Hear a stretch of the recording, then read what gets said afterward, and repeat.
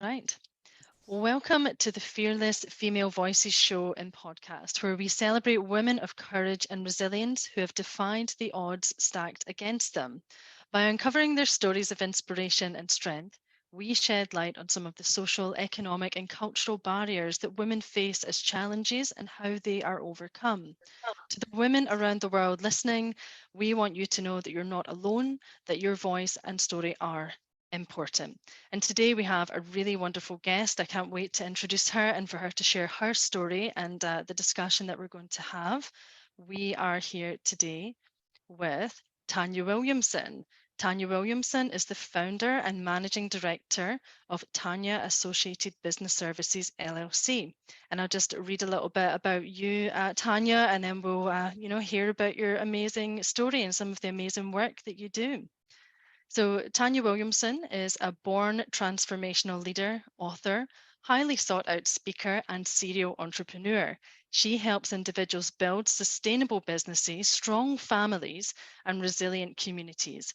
From earning a six-figure income in corporate America to homelessness, from homelessness to entrepreneurship, Tanya helps individuals build sustainable businesses, strong families, resilient communities. She teaches women across the globe that despite the loss, inequities, and oppositions, when you put God first, nothing will be able to stop you. When you connect with Tanya, be prepared to go on a journey to forgive the loss and rebuild. Wow. I mean, it sounds like you have had a bit of a journey yourself, and that is such a strong sense of giving to others that you have there in what you do. It really does sound like you've got a good story to tell. So, you're in a really good place now. It sounds like you've got a really good thing going on. But did it sounded like you didn't always start there. It didn't start there. Why don't you Yeah, just tell me a little bit about that? I mean, did you always know that your yes. life was going to turn out this way and some of the things happened to you that did? Well, thank you first, Sarah, for having me on the Fearless Females Voices podcast. I mean, I am super duper excited this morning, all the way in North America, just to share with you this infectious glory on this great day. And in response to your question, actually, I came out. I think if my parents were sitting right next to me, although I'm a half a century, I'm still am like a little girl in this little box of my parents. At a very early age, my parents would probably say they could never contain me in this box. I always thought that anything was impossible. And because of that, every life obstacle that I faced, because of the fact that my parents allowed me to use my imagination as a little girl, continue to use that imagination as a big woman now, right? And so, my father instilled in me that nothing. He was like, you could do anything that you put your heart to do. And for me personally, having my biological father very active in my life as a young lady, right, as a little girl, right, um, one of the greatest uh, assets or values or things that come from that is the fact that it was easy for me to develop a relationship with God, the ultimate father. If I knew that my biological father, loved me the way that he did, I knew that God, who is his father and the creator of me, could love me at a greater magnitude. I'm just like, nothing is impossible at this point. So, yes, in response to your question, I've been like this all of my life. That's fantastic. And you mentioned about values and love, and I think that's so important as a child growing up to be secure like that and take that into Mhm. adulthood and to be allowed to use your imagination. There are Mhm, a lot of children who are, come from social backgrounds, cultural backgrounds, who that may not be the case for, and these are some challenges, internal challenges that we may face mhm, as adults. We've always heard of imposter syndrome, things like that, and mhm, mhm. there are thoughts that these can come from childhood, not Mhm. being allowed to use your imagination to problem solve and to Yes. get in there and to know that. Yeah. So, but your Yes. life, your journey yourself, it seems like you've made a few changes along the way. So you had a corporate career, and then Mhm, there it sounds like there was some substantial events happen in your life mhm. that really changed the direction that you found yourself going in. You mentioned homelessness. So Absolutely. So interestingly enough, as a child, there are some things that you try to get out of, right? You become so codependent on your parents to the point that you either rebel, or you listen, right? There were some paths that I took where I chose to rebel, instead of listening. And because I chose to rebel, there were consequences that came with that. So for instance, while I was in college, my parents was like, this is what you are going to school to do, but I chose to do otherwise. And as a direct result of that, I dropped out of college early on and had my son, which I love dearly, right? I had my son, but my journey started a little tough because of not really paying close attention to the wisdom that was instilled in me, right? That rebellious piece. And so when I um, dropped out of school, had a child, what happens? You have to start working, right? You got to provide for that child, right? And so I entered into corporate America. I was extremely, extremely excited because my initial foundation came from a very influential financial institution. And I started off in that field. And then I transitioned to another financial institution where I started off at $17,800. I remember like $17,000 a year. I was like, how am I going to survive off of this at that time? Right. But I got to supply. I got to supply. It's a supply and a demand. This baby's demanding milk and I got to issue a supply. Right. And so what happens is I go ahead based upon the core values that my parents instilled in me, both of them, right? My mother and my father. I take care of this child, right? Not realizing that um, while in corporate America, a senior executive noticed me and said, she is bright, right? Well, here I'm thinking I got to take this long journey to success. But in a short period of time, over a 14-year period, I was promoted 9 times and ended up into executive leadership, overseeing 22 processes, right? While raising a young child, right? Yeah. And it was interesting because by the age of 26, I was doing all of this without college degrees, but I had a strong leadership that was really about cultivating and fostering an environment and seeing diversity very early on, which the world had not seen, right? I was really the only Black woman sitting in those meetings, and men were telling me to suck it up. Well, I can remember that because I have a father who was a military veteran. Suck it up. And so those things are things that I had to do across the journey, right? And so fast forward, being honest, my honesty, got me in trouble, right? In corporate America, I was flown out to dump all of my knowledge, leading and relocating. But at that time, we were dealing with, social, inequities, systemic racism, right? And due to a technicality behind my honesty, right? Due to the technicality, I lost my job, right?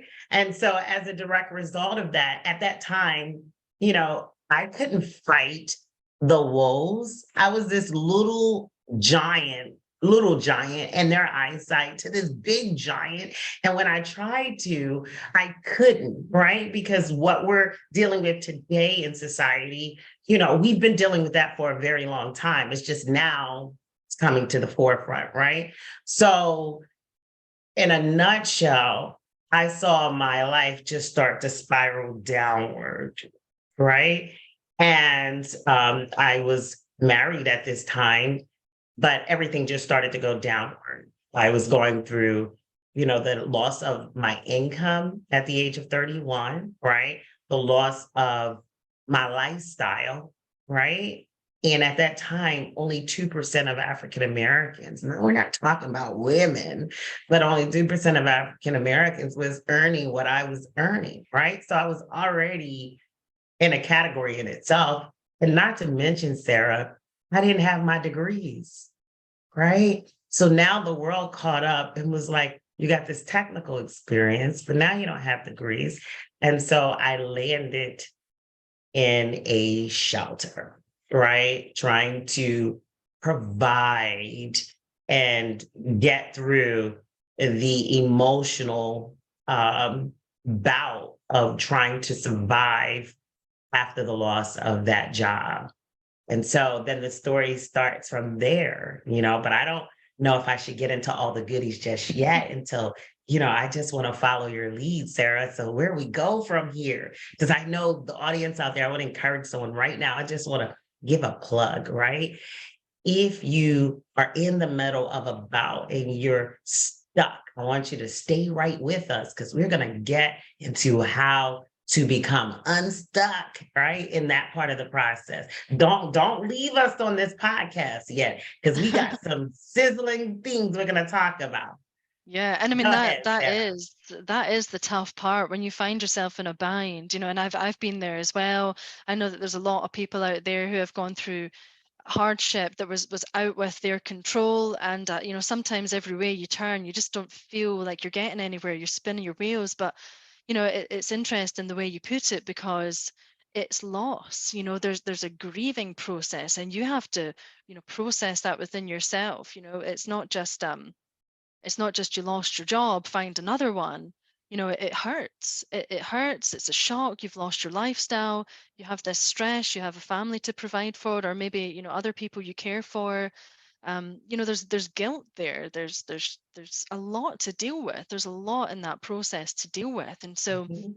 it's uh it's just not You that talk, simple. It's not that it's simple. It's not not that, just go find another job. It's not that simple. There's a lot of it's not, emotions.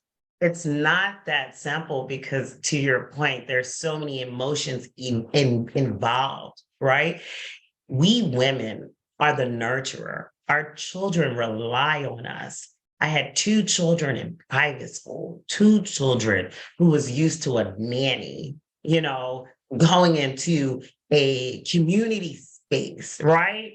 Coming out of their home with the luxuries of electronics and where are we going to this bunk bed place, and then you're pulling me out of my private school because at that time, the shelter that we lived in said, although the private school offered to give them a scholarship, that because I was homeless, they couldn't stay in their school. They had to go to a public school, and so my children's world, it was me managing myself, managing my children, managing myself, managing my children, and also trying to make sure that, remember I said early on, had this baby, they had a demand and I had to give a supply, right? So trying to keep myself together, keep my babies together with the culture shock, and move into a community environment with all of these women from various socioeconomic backgrounds and say, how do they adjust? Where the 5-year-old thought, oh my God, we're at, this is the best thing that could ever happen. I see all kinds of little kids, and my 9-year-old is like, what is this? Like, what is happening right now? And so, to your point, there are so many emotions that go through. And one of the things that I applaud the shelter for doing is they assigned a case manager to me, and she sat down in the office, and she was a woman of faith, Sarah, and she said, pause. I had went to my bedroom in the shelter, the one bedroom, and put napkins on the floor and built a plan like I would in corporate America, as if I was in, my office, and said, it's going to take me this, and I'm going to put this start date, put this end date, and we're going to execute. And, I'm trying to think of this while the children are sleeping, right? And I show her this plan, and she said, stop. Right. And I was like, what do you mean? She said, we need you. You're in this part of the grief cycle. Right. She said, you haven't even accepted the fact that you have experienced the loss and you haven't leaned into the loss at this moment. You're suppressing it. And so she said, what you're doing right now is you're functioning out of denial and you're under the impression that you're just going to bounce back. And she said, I need you to pause and I need you to deal with the next few months of assessing the loss and then coming back, and I was like, wow, and so, that included, therapeutic sessions, it's okay to get therapy, right? Just to be able to understand what's really happening, because it really was traumatic, but I was acting as if it wasn't traumatic. Yeah, just that pretense, or those, putting on the best appearances, like I've got this. You're putting on appearances for others, for your kids, and then you're pretending to yourself that you've got this under control. And that's stressful. That's a lot to shoulder, to try to pretend that everything's okay. But yeah, it's a process, that grief. And it's okay to grieve about these things too. It doesn't necessarily have to be, a terrible, terrible, massive event like the loss of a loved one. These things can be traumatic as well, and you have to go through the Exactly. process. But you had that And support. And you have to be able to get through the process so that you can articulate to others what your true need is.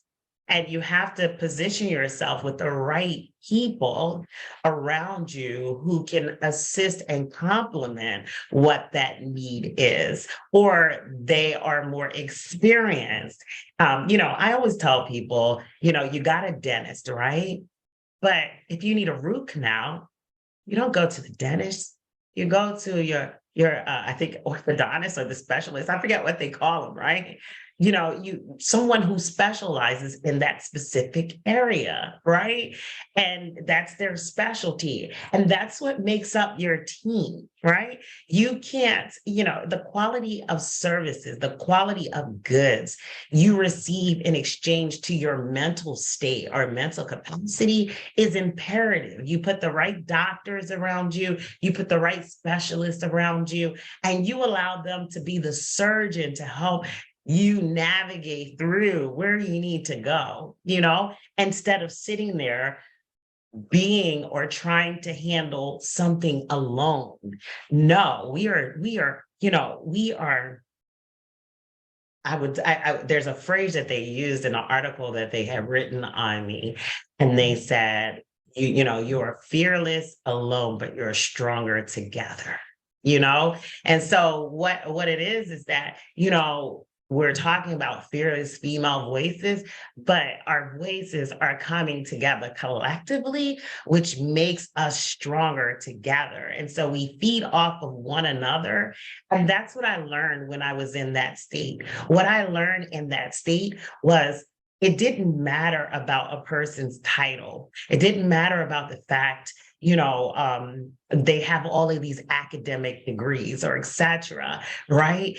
What mattered is that we were dealing with something that was extremely common. And so all of my young ladies, when they watch this podcast, even from being at the shelter, those women today that we still stay in contact, what we learned was that we all were in this together. So we had to come up with a solution, right? We had to come up with a solution to address how we were getting out of that shelter.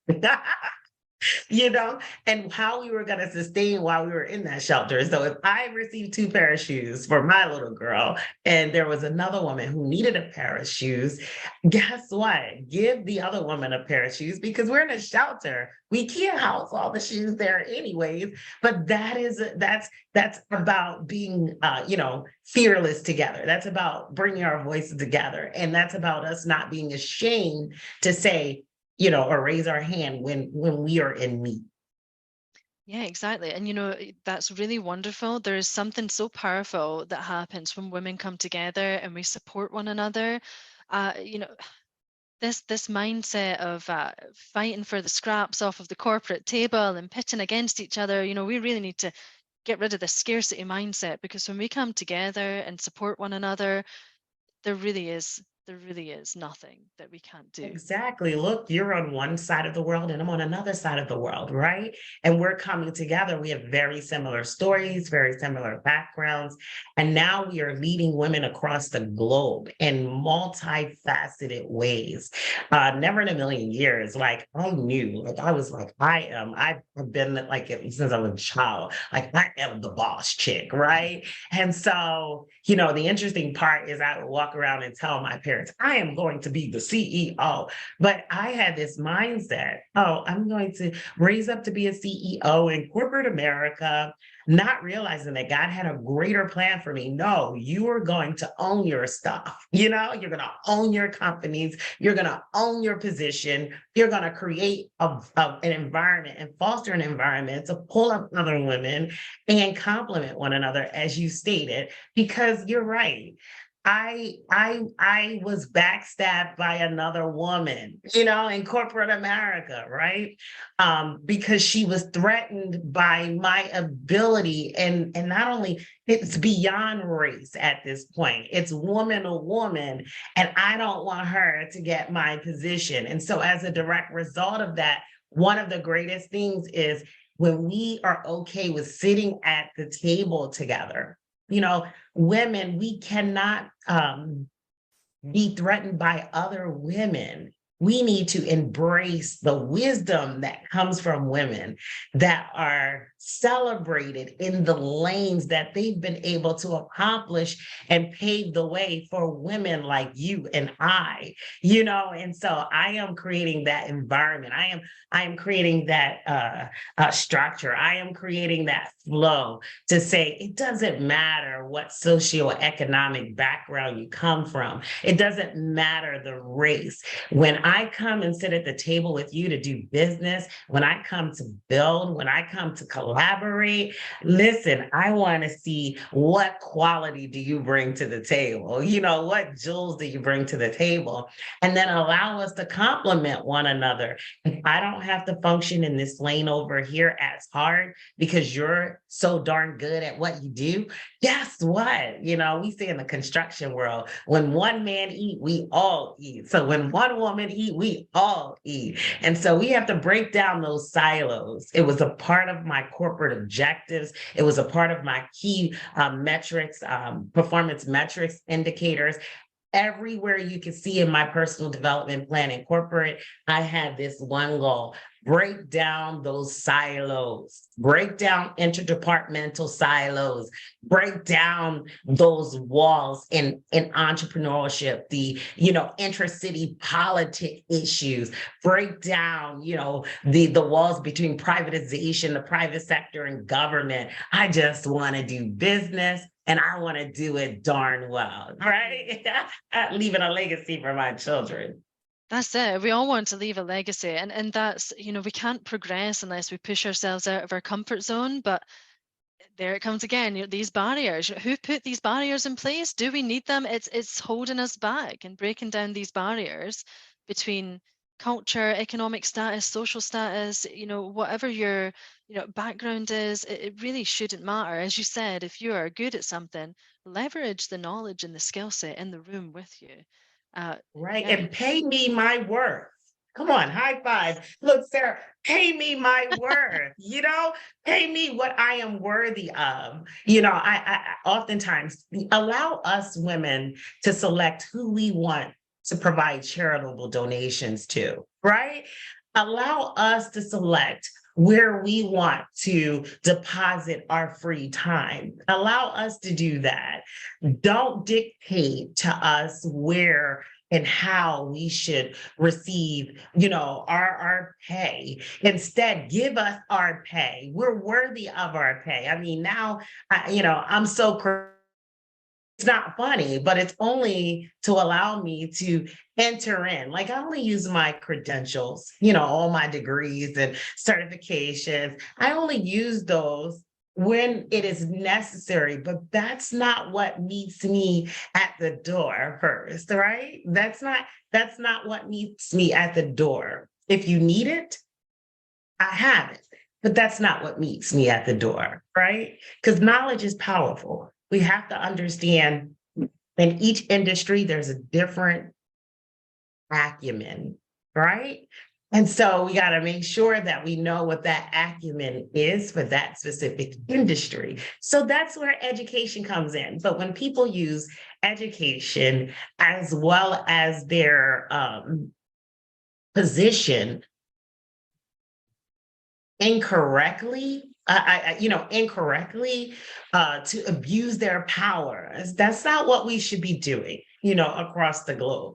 We should be using it to empower, individuals. Like I'm on fire here right now. I mean, it's early in the morning. You can tell I didn't have my coffee, and I am on fire about this because I am so passionate about women working collectively together without being threatened by each other. And then most importantly, Sarah, because I am an entrepreneur, I share it in my channels, we don't have to sleep our way to the top. We are women of value. We are women that carry our weight. And when we walk in the room, we command those rooms, to listen to us because we haven't altered our value system, to be able to fit in the room. Yeah. Oh gosh. When you sleep your way to the top. Is that I've Ah, never experienced that. I don't know. Maybe I have a look on my face that doesn't. I've never look, yeah, experienced that. yeah, I have not had to experience it, but I've had to and I had to observe it and watch it throughout my journey and leadership, in corporate America, as well as I've had to see it even on the government side as I engage and do business practices that cross pollinate over into the entrepreneurship. And I'm going to be honest with you, it saddens my heart because that allows me to know that some people or some women will do whatever it takes to get to the top. And that's not what we women do. That's not what we women do. And so, I just keep saying we're going to build and we're going to continue to advocate on the lives of women across the globe. Yes, I am a Black woman, right? Yes, there are inequities, right, as it relates to systemic items that are in place. But guess what? We're going to continue to create, build, and own our stuff so that we can start to change or recondition a new culture on what equity truly looks like. I think it's wonderful. I mean, I think it's very powerful what you say. It's such a sad thing to think that maybe some women feel, or maybe they're in a position where that is their only option to get ahead. It's wrong. It shouldn't be. We shouldn't be objectified or sexualized in that manner, for in exchange Yes. for our career, in exchange for, just, trying to nurture and provide for our families. It shouldn't be that way. And only when we speak out and speak out loudly together will our voices be loud enough to make that change happen. You're absolutely correct. You are absolutely correct. And this is why I am so passionate to be an example for other women, and to be able to help them from the relationship side. I said yesterday, I had a discussion. I said, we're working on the life cycle. I'm dealing with the relationship side, right? From the relationship side to the business development side, all the way up to owning your assets, right? And building legacy. And now we're talking about real estate and portfolio building. I mean, I didn't know all of this, but if I was to give you just a quick synopsis, I had to go back through my genealogy.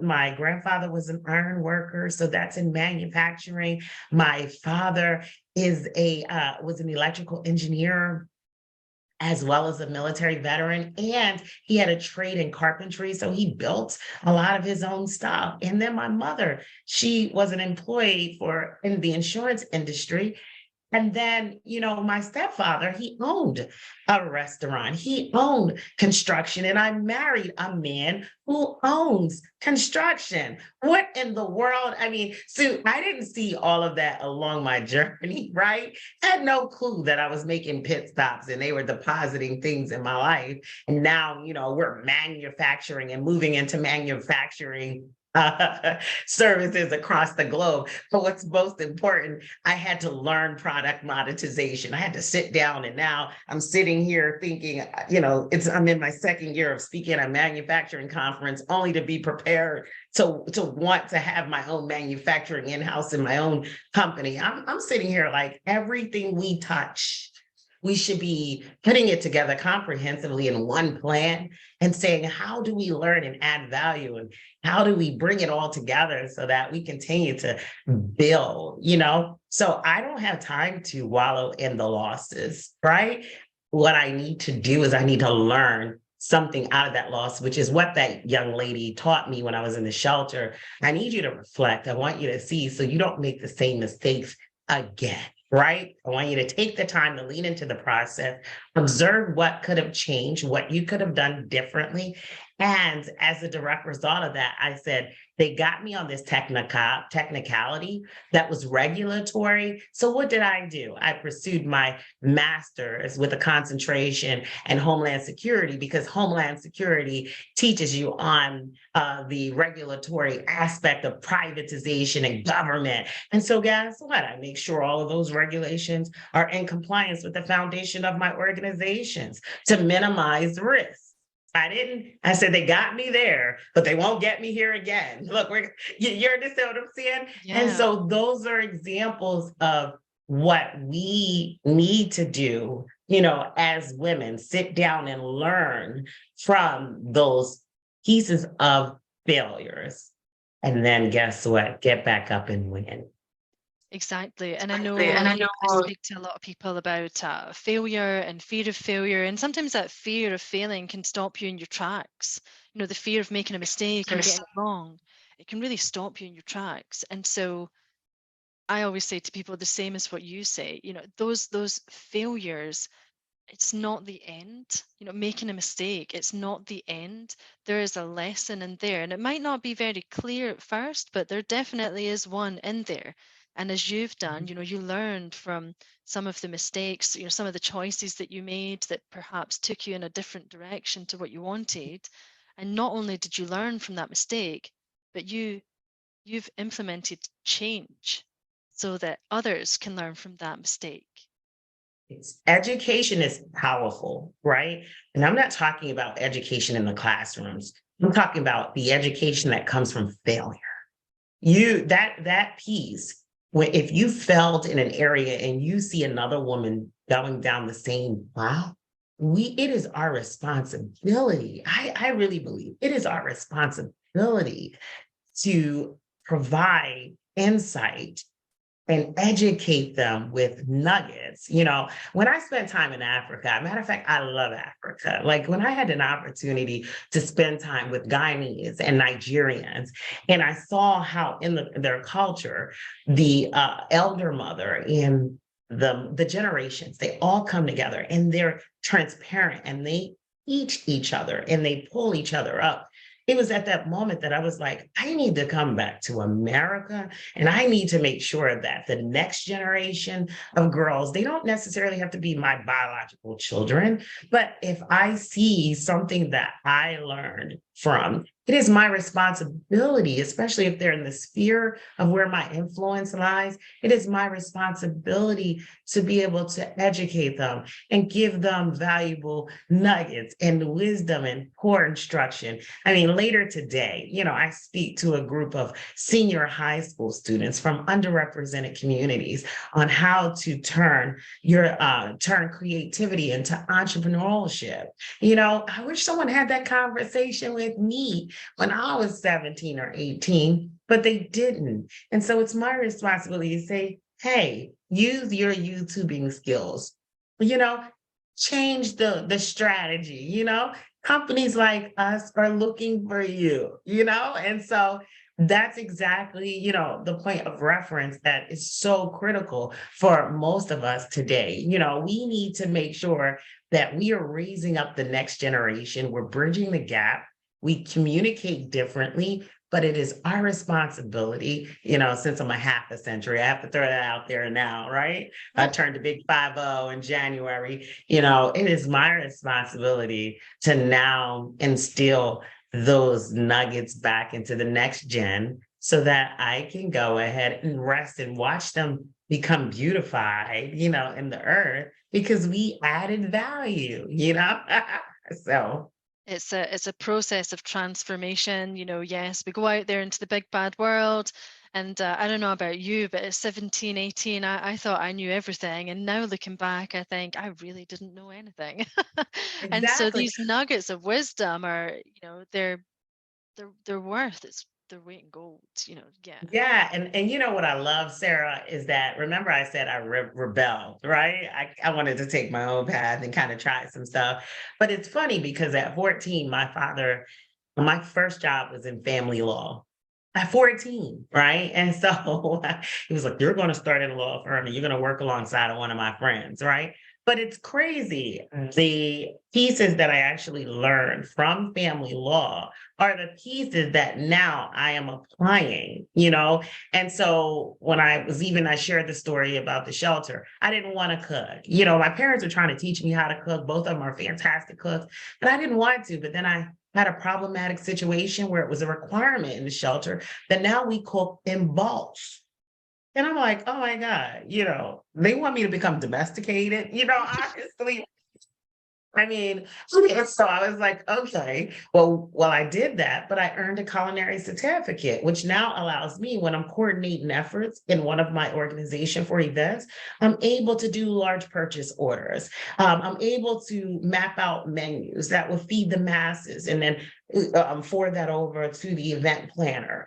You just, we have to take what we learn and then apply it, right? And grow it, go where you grow. And you never stop learning, and it's that important. We speak about coming together, and if you're in a bind, or if you're stuck, coming together, asking for help, you are continually learning from the others around about you, continually. It's You never so stop. important. It's so important to show up in a room and be present, Sarah. So when you like what you just said, it's so important for us to show up in a room and be present. And what I mean by that is we need to actively listen and gain. In some rooms, not everything is applicable to us, and that's one of the challenges people have. They want people to start at this level, but they don't know the person's experience and they try to put them in the box. No, you walk into the room, you sit, you actively listen, you chew on what is applicable to you, you take away what is needed, and then you exit, right? You don't have to conform to all of the other stuff. You just actively listen, because no one really knows, no one knew my diversified background or diversified portfolio. No one knew that, while I was in the shelter, I learned construction. You know, no one knew that. And so people think, today, oh, she's just coming on the scene. No, 17 years, in the making, I studied this stuff, I've had the fortunate pleasure of being around, a fine a man, which is my husband, who has taught me that part of the sector. So, give a shout out to him. Oh, I can't imagine, how difficult it must have been. I mean, to go from homeless to entrepreneur is such a massive, massive achievement. I can't imagine, coming from where you started in the shelter and then being a, a, a black woman in the construction industry, which is typically male dominated, and being a mother as well, having that additional responsibility. I can't imagine some of the challenges you must have faced, because there's, the there, as you said, there's inequities, there's racism, there's, the fact that you're a woman in a male dominated industry. I can't imagine the challenges that you Well, must and have what's faced. interesting, and what's interesting about all of this together, what's so interesting is that I didn't even realize it was a male dominating industry because I was in corporate America where in my level, it was male dominating, So when I went into the industry, I just was fascinated because I had already handled the men in the corporate sector, right? And I'm over here now, and I'm just like, all right, until I really started to want to really delve in a little bit further. And my husband, at first, he was a little challenged, like, you're bringing all these corporate, rules into my operations. I don't want to get out. I mean, he fired me. I was like, whoa, Oh my goodness, yeah. fired by your Oh, husband. yeah. Oh, and the funny part about it, fast forward, is he was like, come back in, when the technology come back in.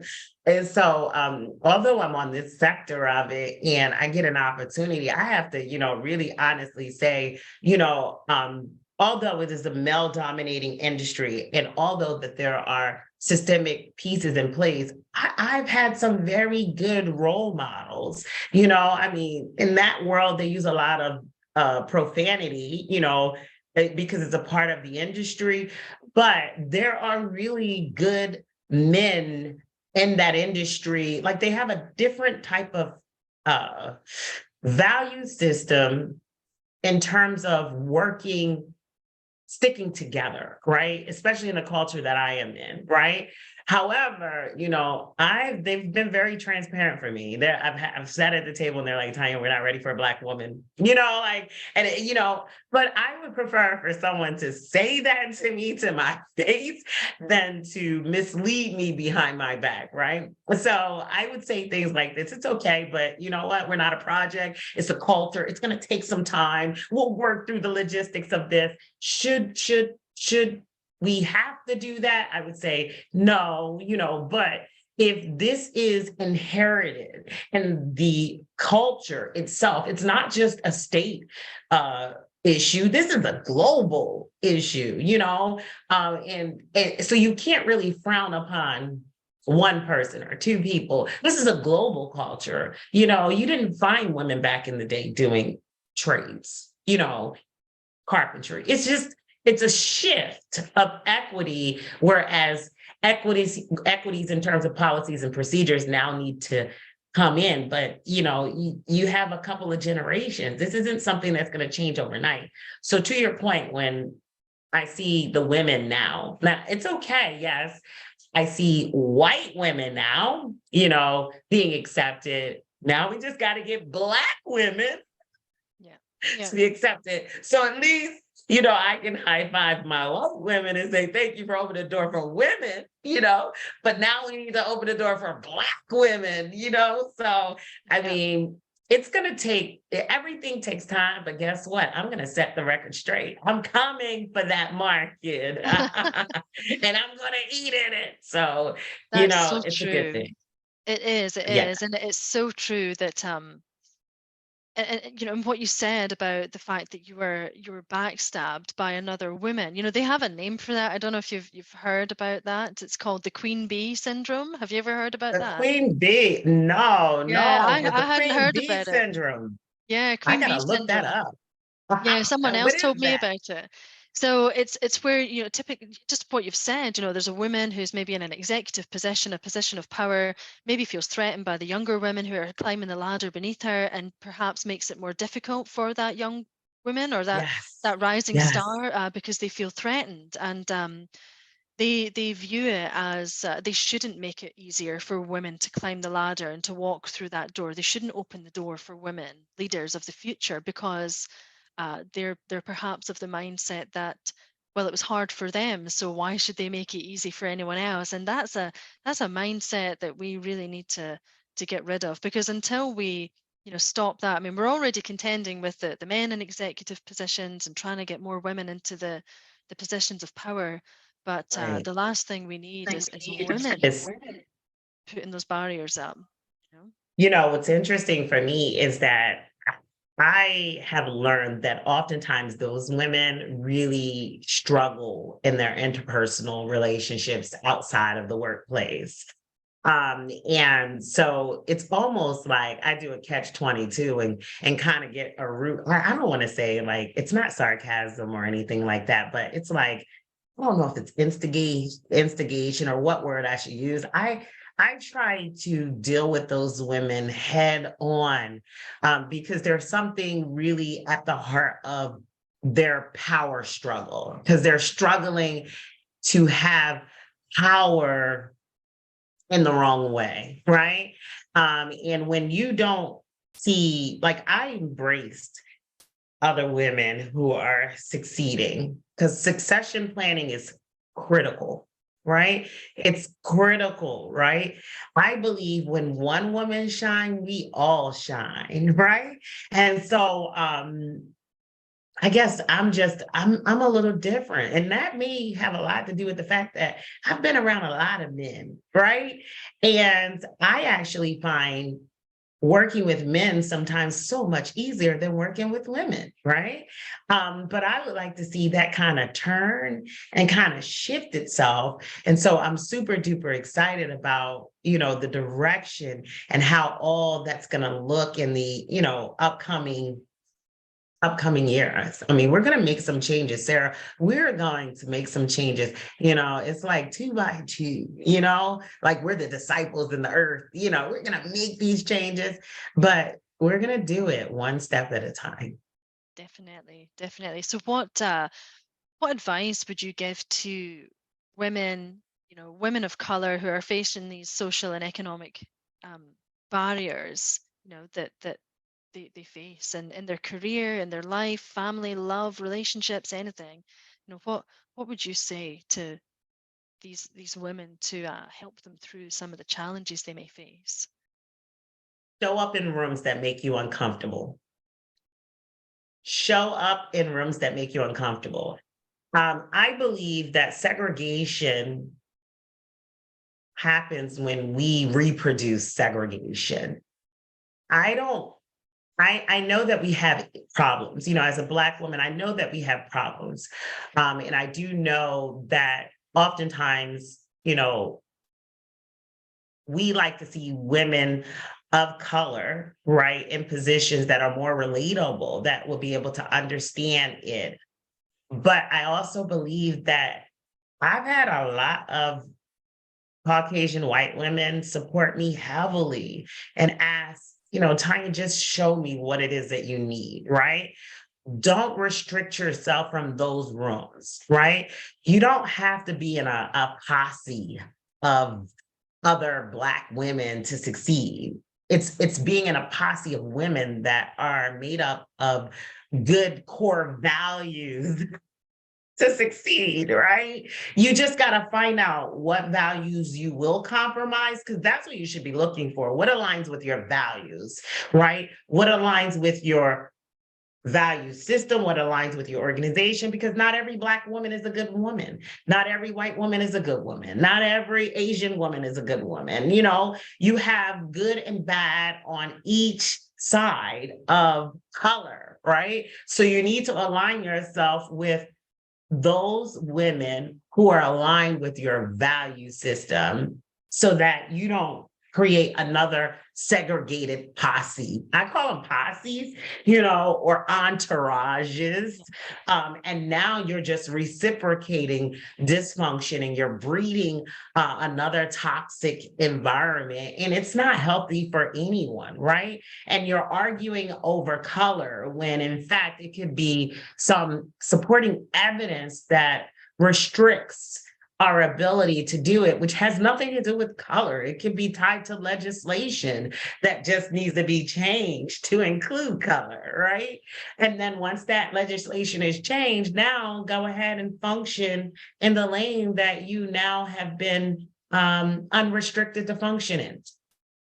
Yeah, yeah. I love that. I mean, show up and show up and be uncomfortable. We always say that to progress and to grow, we need to push ourselves out of our comfort zone. And yeah, I mean that's it's very different when you face different challenges, and everyone has different challenges to face, and that comfort zone is slightly different for everyone. But Yes. still, you need to push yourself out of that comfort zone. Absolutely. And you got to show up. It's uncomfortable. It was uncomfortable sitting in a room with all the construction, and I'm the only Black woman, right? It's uncomfortable, right? But don't, oh, I don't code switch. Don't adjust your culture to fit in. Be authentically you. Okay. It's okay. No one's going to bite you. Be authentically you. So when I show up, they're like, there's Tanya. Tanya's going to say this. They're expecting me to be me. They're not expecting me to talk like them. They're not expecting me to be like them. They want to know who Tanya is. So I say to you today, who are you? Who are you? And when you show up in those rooms, be authentically you. Yes, definitely. That's one of the again, that's one of the core values, isn't it? Is to show up and just be yourself, be honest, be Exactly. transparent, and people know what to expect from you. Exactly.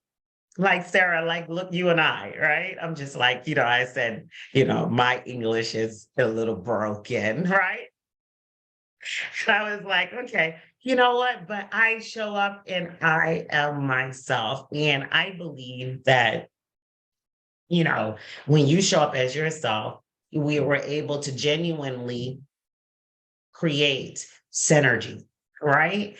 And so I am so looking forward to our partnership. I'm so looking forward to the amazing things that we will do as fearless female voices across the globe, I right? know. I'm so excited, I'm super duper excited. Me too. I definitely think there's a lot more, and there's so many women out there that need a bit of inspiration and that need the support and just want to hear the stories. There's such power in sharing your story. Wouldn't you agree?